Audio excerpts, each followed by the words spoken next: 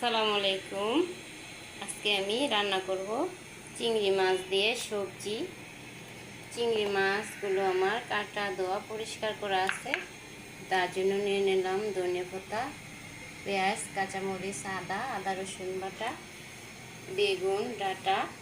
আর এই ডাঁটাটা আমার ছাদের বালতির মধ্যে লাগানো, সেই ডাঁটাটা আজকে উঠে আনলাম, পাতা সহ দিলাম আমি।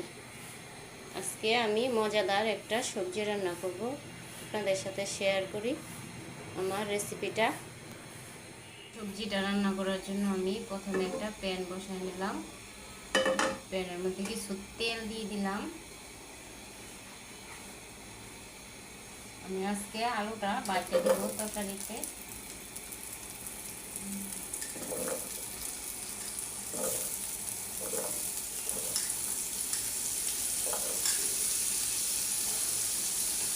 আর বাকি সব সবজি আমি কাঁচাই দিব, শুধু আলুটা বাটে দেব। সবজিটা রান্না করার জন্য আমি কড়াইয়ের মধ্যে পরিমাণ মতো তেল দিয়ে দিলাম। এখন দিয়ে দিব শুকনো মরিচ, আদা, কুচি করা আদা, রসুন, পেঁয়াজ,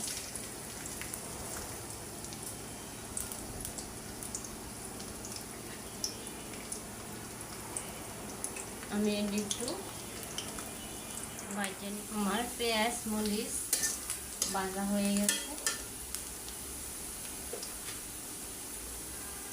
দিয়ে দিলাম লবণ,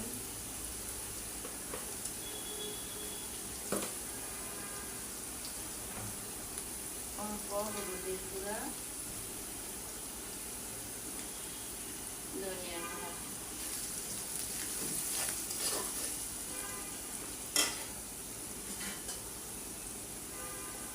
দিয়ে দিলাম কাঁচা মরিচ আর পেঁয়াজ ব্লেন্ডার করা।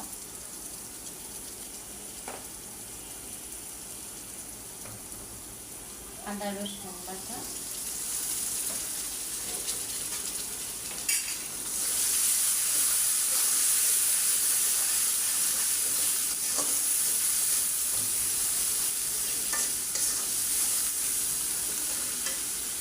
এখন দিয়ে দেব চিংড়ি মাছ।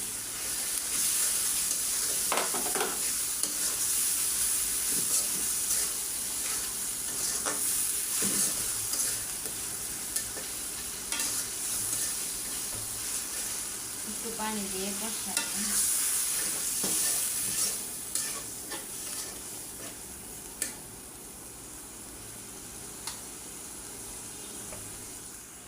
আমার চিংড়ি মাছটা একেবারে কষানো এসে গেছে।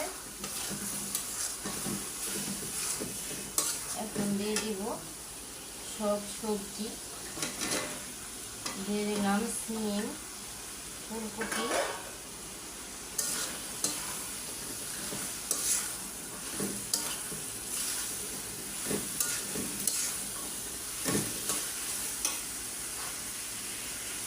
আমি আলুগুলো আজকে ভেজে দিলাম।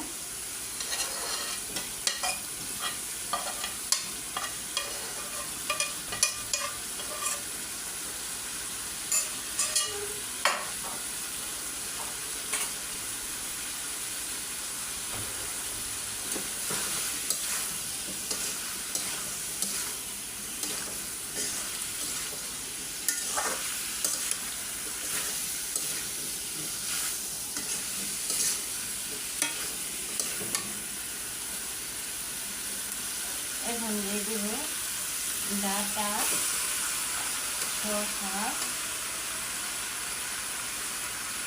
গাজর, বেগুন,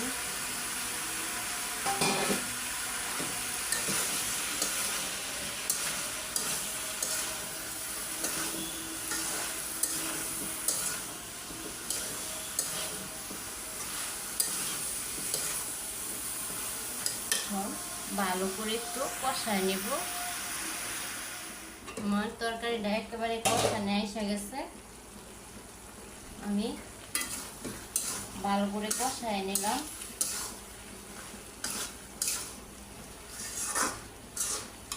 চিংড়ি মাছ দিয়ে সুস্বাদু তরকারি। এখন একটু পানি দিয়ে দিব, অল্প একটু পানি দিয়ে আর কিছুক্ষণ রান্না করে নেব। তরকারির মধ্যে আমি অল্প পানি দিয়ে দিলাম। এখন আর একটু বলক আনা শেষ করে দেব রান্নাটা।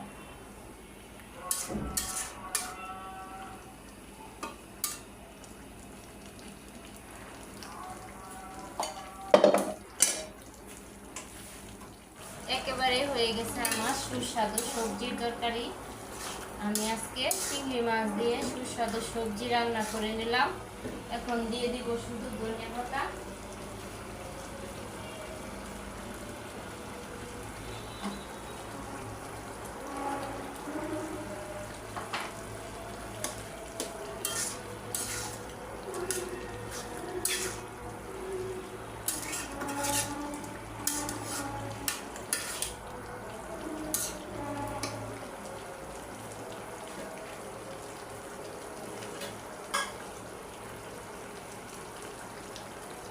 আপনাদের সাথে একটু বাইরে শেয়ার করি আমার সবজির তরকারিটা।